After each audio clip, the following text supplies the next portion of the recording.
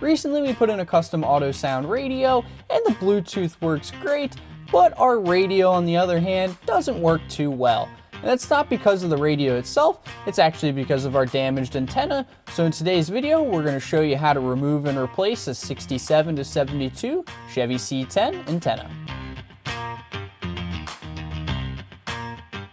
When your radio is not giving you a good sound quality or signal, it could more than likely be because of your antenna. Your antenna could be old and outdated, or it could even be slightly damaged like ours. Either way, we need to get rid of that old one and get a new one in that actually works. The one I have here today is from cjponyparts.com, and you guys can purchase it at home for yourself for a very low cost. I like this specific antenna because of its build quality. It's very durable and should last a lot longer than the one that we are replacing it with. And the good part about this kit is if you don't actually have a hole in the cowl for an antenna, it comes with a template to be able to go ahead and drill it out to be able to add one. So with all that being said, let's go ahead, jump in, get this old one removed and get the new one installed. So first step of the process, we're going to go ahead and remove this old antenna.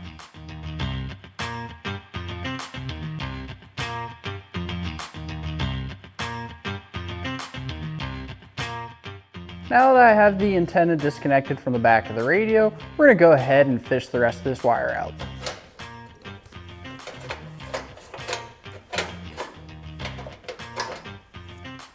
And now we're ready to go ahead and start installing the new antenna. The first step with installing the new antenna is going to be actually fishing the cable through that'll plug into the back of our radio. So let's go ahead and get that done. Now when you are pulling the cable through, you're not going to be able to see this on camera, but there is a grommet on the inside of the cowl. When you're pulling it through, just make sure the grommet sits flush against the inside of the cowl. Okay, so now that the base is in, we're going to go ahead and assemble this together. First, we're going to grab this bracket here. This is going to slide onto the base first, because this will actually keep it tight against the cowl. So just kind of fish this guy in here. If you have nice paint, it might be a good idea to tape up the hole here. That way you don't hurt the paint at all.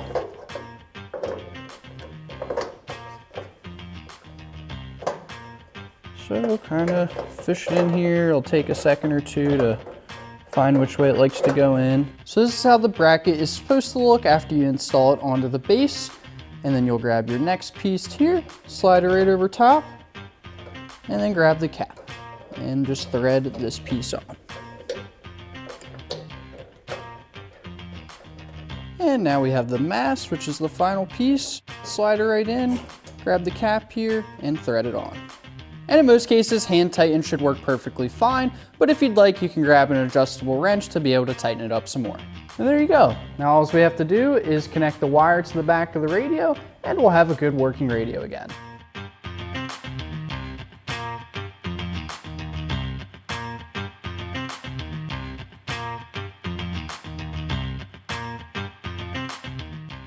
As you can see, installing the antenna into a 67 to 72 Chevy C10 isn't too bad of a job after all. I mean, in my opinion, you could have almost no skill when it comes to working on cars and still be able to install this pretty easily. Like I said, you can find this antenna right on our website, it's cjponyparts.com, so definitely go check it out and be sure to pick one up if you're in the market for an antenna. It's time to drop a gear and disappear. Don't forget to like, comment, and subscribe, and as always, check out the link in the description for all your classic truck part needs.